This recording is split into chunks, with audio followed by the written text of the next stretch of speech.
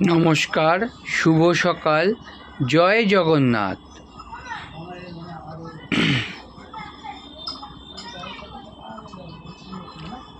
আর মাত্র 2 দিনের অপেক্ষা, তারপর সেই মহেন্দ্রক্ষণে আমরা পৌঁছে যাব, যেখানে পর্যটন নগরী দীঘাতে আমাদের বহু প্রতীক্ষিত সেই জগন্নাথ মন্দির উদ্বোধন হতে চলেছে। মাননীয় মুখ্যমন্ত্রী শ্রী মমতা ব্যানার্জির উদ্যোগে পুরীর মতন সেই জগন্নাথ মন্দির আমরা এবার দীঘাতে দেখতে পাব। আজ মাননীয় মুখ্যমন্ত্রী মমতা ব্যানার্জি সেখানে পৌঁছে যাচ্ছেন।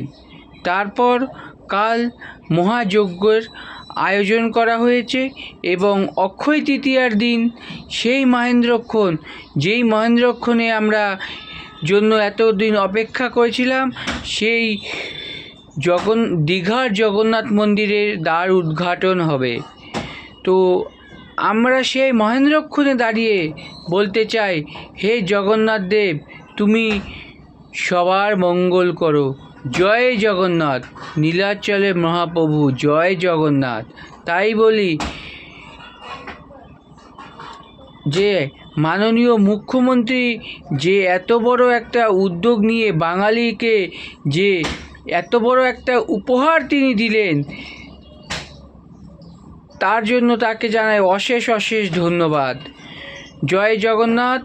সেই মহেন্দ্রক্ষণে আমরা উপস্থিত থাকব, যে যেখানেই থাকি না কেন সেখান থেকে আমরা সেই মহেন্দ্রক্ষণ সেটা অনুভব করব, যে আমাদের দীঘাতে সেই জগন্নাথ মন্দির 30 তারিখ অক্ষয় তৃতীয়ার দিন উদ্বোধন হতে চলেছে। ধন্যবাদ।